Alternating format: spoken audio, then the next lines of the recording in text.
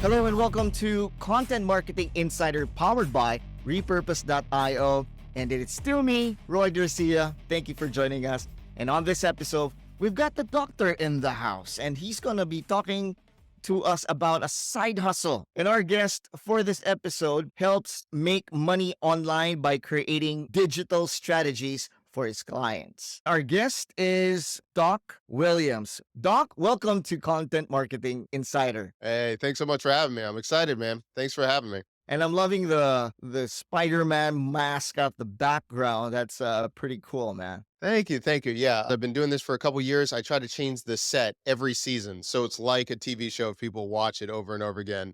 We try to change something a little bit here every year. So I guess in every episode, everybody's gonna say, I wonder what's the background. What kind of mask is gonna be on this episode? So people, Yeah. something to look forward to. Yeah, something like that. That and I get bored. So I got to change it out once in a while.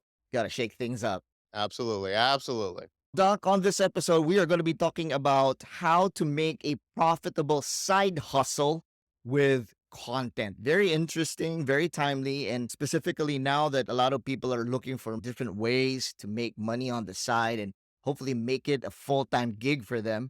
I'm sure a lot of people are going to be at the edge of their seat to know what you got to say. But before we go into that topic, I'd like to get to know you a little bit more. Maybe tell us what you do, how you help your clients, and everything in between. Doc, can you tell us a little bit more about yourself? Yeah, definitely. I would say that I'm a business consultant. I help with digital strategy. And that might seem a little bit ambiguous. It's like, well, how is this? I would just say a lot of people get overwhelmed with technology and trying to run an online business. And I bridge the gap with that. I listen to what they're trying to do, where they're trying to go with their business. And then I reverse engineer, okay, this is the tech that you need, and this is the strategy to implement that goal. So that's what I do. Very exciting stuff. Sometimes the things that we do when it comes to content, it can be sometimes a little bit boring, sometimes a little bit like repetitive, but it seems like you're having fun with what you do, my friend. It's always been like this since I was a kid. Anything I'm interested in, I'm like, yeah, I think that could be a business. I think that could be a business, from selling candy to being a crime scene cleaner to getting my drone license. Any single time I was interested in something, I'm like, yeah, I think I can make money off of this. Wait, hold on. Did you say crime scene cleaner? Yeah. So my early 20s, yeah, I was like, I was like, I kept hearing about this. I'm like, but really, like, what would you need? Like, what license? What do you need to do? And it's pretty depending on what state you're in the United States. It's pretty actually easy to get started in that. So from cleaning crime scene to creating content, I think that's a great name for a book when the time comes. And you're welcome. You can use Thank that. you. I'm gonna give you credit for that for sure. The doctor is in, and today we are going to be talking about how to make a profitable side hustle with content. Very interesting, very timely, and I'm sure a lot of people want to know about this and get started. So let's go into the first item of business. Number one, how to identify your skill. That's the first one. So in order to make a profitable side hustle with content, first step is we need to identify your skill. Tell us more about that, Doc. Yeah, this really comes down to a lot of people, I think, try to make this harder than it needs to be. Sometimes people try to, look at what's hot in the trends and see what's going on. What should they create content? And everyone can teach someone something. It can be learning how to draw, it can be teaching people how to sculpt, something technical, coding, whatever it is. I really say, look, first of all, what is your skill already? Because I can guarantee you're already maybe 1 to 7 steps ahead of someone else. So you can teach them to do this. For example, right when I came out of high school, I became a massage therapist. I went to school for that. And a lot of people don't know how to get started. Can they go to any school? How much is it? All those things. Just that little bit of information, you can already help the next person that's thinking about getting into the field and be able to monetize that, either being a resource guy that you can sell, one-on-one consulting. Just think about, how can you help people? What can you teach them? And that's the first part you need to think about. Doc, sometimes it's quite overwhelming when your headspace is, how am I going to make a lot of money? Or how can I make money right now? And I appreciate that the first step you mentioned was, what is it that you can do? already? What is it that you can apply? What is it that talent or skill that you have? Is that something that you've also applied in your life and even Oh, to your clients? oh yeah, absolutely, absolutely. I mean, so when I first started in digital marketing and everything like that, I started in fitness because I came from health and wellness. I went to school for healthcare. I was a physical therapist assistant. I was a massage therapist, and then I opened a CrossFit gym. And so the first clients I had was CrossFit athletes, ones that was already in my niche. And then from there, they introduced me to other people and all those things. So I'm like, go where you know. Like just start where you're at and impact that community or industry, and then you can scale out from there. When someone says that you start with your skill and it can be overwhelming and all of that, because they're like, there's so many social media channels out there. We've got YouTube, TikTok, and it seems like every year something is popping up out of nowhere. What would be the best social media channel that people can use so that they can get as much leverage as possible to support their side hustle? That's a good question. I mean, it's probably controversial. There's a lot of different ones out there, but time and time again, I'm going to go with YouTube. And that's because even if you're going to put something out and your audience isn't there yet, you haven't seen anyone, if you teach them how to do something, it's a search engine. Google's going to be looking at it. People that, I mean, I think I have to look at the numbers. At one point, they were saying 70% of all search is how to do something. 70% on YouTube. So no matter what skill you have, it's guaranteed that someone is looking for what you're trying to provide. There is an example, and there's a meme now. Jason Tatum, he's a borderline MVP candidate for in the NBA. He's a Celtics player. Early in his college, he had a video how to tie a tie. No joke. It's him before he becomes famous, and that thing has just still pops off because it's who it is. But how to tie a tie, that is, everyone needs to know that. A lot of people need to know those things, right? So you never know, whatever you're trying to solve, that's what you need to do. And by the way, guess, trivia, people in the stadium, when he's cooking and when he's doing great at a game, people still bring a tie and they're doing his video that he did like when he was a kid. So YouTube keeps on going. If you put more effort into YouTube, it just allows you to scale over time because it's a search engine versus if you do something on TikTok, Twitter, whatever, you can get virality, but it's going to be gone very quickly, unfortunately. I mean, yes, people have created brands on those platforms, and that's great. But again, searchability and that wealth of knowledge that you can just build up a library, YouTube, hands down, hands down. And we can talk about how they just released all the new stuff with YouTube podcasts, but it keeps getting better and better with that platform. I think with every social media channel, they always have a focus. They always have something that they offer, they put on the table that maximizes a certain thing. Every social media channel is different. Unfortunately, sometimes they cross over when it comes to features. YouTube does have shorts because with the success of TikTok. But again, no question, YouTube is still king of the mountain when it comes to video. And you're right about that.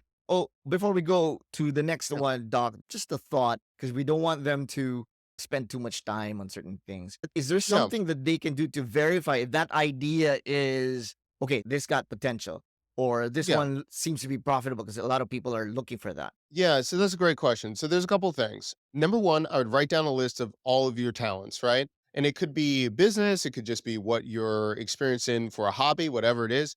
You could do the next phase, which is you could grade it where you're giving your score 1 to 5, how easy it is for you to talk about or how excited, right? Because if a 1 is I'm not really interested in, but a 5, it's like I can talk about this all day. I mean, I've seen some people talk about trains and like model trains, and they get hyped on them like, hey, listen, if you can create content like that and you're happy about it, that's going to show on camera. Just go and do it. The next portion is validating. There's a couple different ways depending on how much money you need and how fast. And the reason I say that is if you just really love it and you're like, I would do this for free, we can make you money later on from affiliates, all these things. But if you're saying, hey, listen, Doc, like that's great. I love trains, but I need money this month for rent. Then we're going to, okay, let's consolidate what skill do you need right now to pay the bill? So, for example, if you're saying, like, I love trains, but I'm also an esthetician, or I'm a barber and I can do X, Y, and Z. Okay, can you put out your skill and let's see if people need help to pass a certain test or exam? Now we can get you money immediately to be a consultant or to be a coach or something like that. Let's just test that out. So it kind of depends on where are you right now? Do you need instant money or are you here long term? Now we can have a clear path of how we're going to make money, if that makes sense. It does. It makes a lot of sense. And that's the reason why we need your expertise, Doc, when it comes to this one, because again, it's not a one size fits all situation. We need to look into the destination and then figure out how to get there. So that's number one, our first on our list in how to make a profitable side hustle with content is to identify your skill. And if you got skills, I'm sure everybody's got skills. So just take all these information and see if that's something that can get you started. Number two is to create content in three formats. All right, so we're gonna break it down. This is what Doc is telling us earlier. Three content formats, and I'm interested with this one. Number one is case study. Number two is show and tell. And three is old man yells at cloud. So creating content in three formats. First one is case study. All right, Doc, what's case study? So, case study is whatever industry you're in, whatever you're interested in, you're just going to show an example of what's in the market that works. For example, if you love cosmetics, you love makeup and something, you might talk about how Kylie Jenner created her business right there in cosmetics. Or you might talk about, hey, this is how she came up with her color palettes for this cosmetic, something like that. You are just explaining and you're taking them on a journey and you're just storytelling. That's all you're doing. You don't have to write out an entire script for yourself. You can briefly look over an article that's, in the news, and then you can summarize it or just talk about it. So don't feel like, "Oh my goodness, I've got to rethink about this script or I got to do all of those things." No, just look at this and go from there and just talk about it. So very easy to do with case studies. That's what I would do. Would there be tools that can help you write scripts or tools that can Yeah, help you summarize stuff? I love it. So you teed me up on that. So yeah, I just use Chat GPT. So all I do is copy and paste it in, and then I give it a prompt. And Chat GPT allows you to just have conversations like a chatbot using AI. And all you're saying is, please summarize the following story. And you can even say summarize it at a fifth grade level. You can tell it exactly the way you want it. And if you like that style, you can tell it, hey, I want you to explain X, Y, and Z. So you're literally having the conversation to do it. And that's how I would have it out. Or you could say, like, based on this summary, write me a YouTube script about this subject, and it will. And I think a lot of people, more importantly, content creators, are using Chat GPT just to really make things streamlined in the process of creating content. But Yeah. here's another follow up question. What is now the purpose of a case study? I mean, why do we need to make case studies instead of just telling them, hey, buy this or check out my course or do this and that? What's the purpose of a case study anyway? Yeah, that's a great question. Basically, you're building authority and trust, and you're not always going straight for the call to action and selling. If you come out the gate and you're like, "Hey, I can do X, Y, and Z for you," people are going to be like, "Whoa, whoa, whoa! You're already trying to pitch me. I don't have time for this." If you go the informational route, the content route, they can decide, "Hey, I like this person's personality. I want to work with them. I want to buy something from them," and it's a lot less work and a lot less confrontational. Now, some people can still do sales, but what I found is if you don't have a sales background, it's really hard for people to do sales right or to come off in a good way. So I just tell people, like, just don't even do it. Just provide value and the sales will show up later. Just provide the most value you can and show your enthusiasm and show them your worth. Then everything else will fall in its place. That's very interesting when you mentioned that it helps you build authority when you do content that's case studies. And I think that's the number one thing that people need to understand before people buy from you, hire you, or do anything with you. They need to know that they can trust you. And it's interesting that you mentioned that. Oh, absolutely, absolutely. And the thing is, they're going to see how you explain it. You cannot appeal to everyone. So don't try to appeal to everyone. And like, for example, when I talk and do things, at one point I had certain people like, hey, you shouldn't wear this. You shouldn't wear a hoodie. You shouldn't talk this way. Guess what? If people don't like me in a hoodie, they ain't going to like me on a consulting call because all I'm going to wear is a hoodie. Like, if you don't like how I talk right here, you need to find another creator. And that's not a bad thing because you're not going to have that appeal. In fact, if you look at some of the most polarizing people in the industry, they have strong supporters and haters, and that makes their brand even stronger. I love what you said that you can't really please everybody. I think that's a weight off a lot of people's shoulders because that's usually what people think about. I'm going to do this because I want to make sure that I cast the net and get as much fish, but you're not going to get everybody. You're going to be talking to a few people who have a need and see you as the expert that will help them solve their problem. You tend to get better the more that you do this, right? And what I like about this is it does take a bit of vulnerability, but people can clearly see what you're capable of. And also, too, if you're not the expert, you just tell the audience, hey, we're going to build with me. We're going to do that. That was the part of my first show that took off with live streaming, but everyone can do this. You see it, creators study with me, build with me, all those things. You're just doing the activity and you might be learning, but guess what? People get really attached to your personality when they see you doing long form content.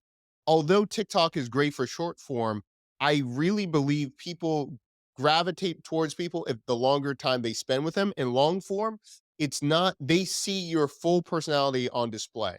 Now, that doesn't mean that you might raise your voice when you're on camera, or you might be more energetic. When you're doing a long form content, you can't fake that if you're on camera for 5 to 7 hours. It's just not gonna work. So, show and tell allows you to pick a subject, whatever it is, and you're like, "Hey, I'm gonna show you how to do that. Like, I'm gonna show you how to tie a tie." Guess what? You might tie it wrong the first time, or you might be like, "Oh, crap. Like, I don't know how to do it." Guess what? It's all great because people will fall in love with your personality and people want to see that you're real. They want to see you. They want to see someone real doing it. So, show and tell, pick a thing that you want to do.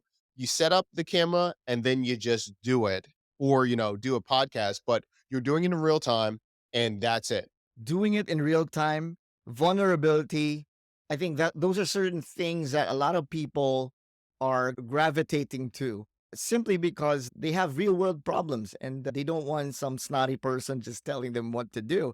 They want people who go through the situations with them. Yeah. The video just has to be as long as it takes you to show them whatever it is. It can be 13 seconds. It can be, a couple minutes. It doesn't matter. The main thing is you're just demonstrating what you're trying to do. And I think you've just got to be honest. You might be saying like, "Hey, I'm trying this out," or "This is what I've learned over the year." As long as you frame out what they are going to expect, you're going to have success. You're going to have success, but you have to be honest. You cannot say like, "This is how an expert does it." And if you're not an expert, you can't be saying that you're an expert because you're going to be found out. You're already setting yourself up to fail. But I think it's a really good point if you're just saying, "Hey, I want to be better at this," or "Hey, this is where I'm at. This is what I'm going to do." And that's it. And once it's done, shut off the camera. You don't have to do a long outro, all this stuff, all these like I taught you how to do those things. You have questions, let me know in the comments. Bye. That's it. I think somebody out there can do that. That's very easy to do. Just pick up your phone. You don't need to necessarily have an expert camera. Yeah, and people like amateur, they don't want it to look like a Hollywood production. Like you said, they want it to look amateur. And I will tell you this, if you start with your phone or whatever you have, when you upgrade or when you change, people love to see you upgrade. People love, "Oh, I see this is new. I see." People go crazy. Let them be on the journey just with backgrounds and the cameras that you're using. That's awesome. That's awesome. Again, that lifts up weight, lifts away stress from content creators. So that's number two, show and tell. All right, Doc. So basically, the first one is case study. Second one is show and tell. Third one is, and I'm very curious about this one, old man yells at cloud. What's that all about, man? Yeah, so that has to do with everyone has something that really bothers them. Either they're like, "Back in my day," or "These kids are doing this." Whatever it is, you're fueling negativity, and that's what you rant on. Now, this is a tool that some people are really good at, and some are just, it just goes overboard. But usually, if you can harness emotion, and usually, again, everyone hates something. If you can harness that, it allows you to galvanize a audience. Now, I will say again, this depends on the category, and if you're good for this, because some people go overboard, but it allows people to get out of their comfort zone and just like they can connect with their audience. You're like, I hate now that everything is about AI, or I hate everything that's about crypto. You can take whatever, and then that harnesses and allows you to talk very passionately about a subject. And then that allows you to see, do you have an audience that agrees with you? All those kind of things. A perfect example, pop culture is a very good thing. Ones that are very passionate about movies, passionate about comic books, you can see that. But almost anything in pop culture, people can have very strong opinions. People have very strong opinions about Kim Kardashian, if she's great, if she's not. So that is the old man that yells at cloud. So the idea of old man yells at cloud is they have a bone to pick, basically, about whatever topic. They talk about it for a certain length of time, and maybe they can even have a countdown of 5 things I hate about blank, things like that. Yeah. Yeah. But does that sound a little clickbaity? Yeah, that's a good question. Not if you're really passionate about it. I mean, if you want me to tell the name, I will, but there's a very specific software that I do not like. And if people in my chat, when I do live streams, will just trigger me on purpose to go ranting on that, because usually I'm very upbeat. I don't say anything bad about the software, but like my audience knows, like, oh, remember this one thing that Doc used, and people will do it, and people just get a kick out of it every single time. Every single time. I can talk about that like in that, or one of my friends gets a just on purpose wants to talk about 7, 8, and 9, talking about Star Wars just to get me riled up, because like he knows that this is going to be something that I can go on for hours about, right? The reason I say I keep it last, most people can do 1 and 2 the easiest, and it's a no-brainer.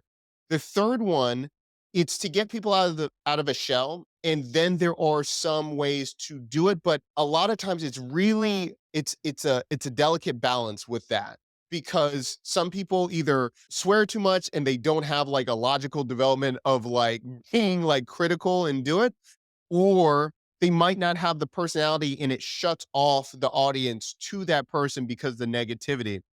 But I usually use it as a technique of, if there's someone that's really shy and won't do the other 2 formats, I'm like, okay, we just need you to get used to talking and to do it not from a script, talk from your heart, and to rile them up. And then we go that route. I just had this thought that people might think that it's quite negative when you're talking against something. 5 things I don't like about blank. But there's a fine line between ranting and, pointing out certain details because you want to see some improvement in that. Is that an element that can quote unquote save that format, that you're not just spilling and complaining and stuff like that, but let's say, for example, software. Hey, this software does this and this, and I don't think they're doing a great job about it. Maybe they should have blankly, blankly, blank, right? Because we don't Oh, want people just creating content that's just for ranting, right? So we want to make sure that there's a purpose. yeah. Yeah, I mean, if you wanna rant, just go on Twitter. But no, if if you're going with this is like, say, for instance, like Daniel Patel. Daniel Patel is a creator, and he was a creator for using Filmora for years.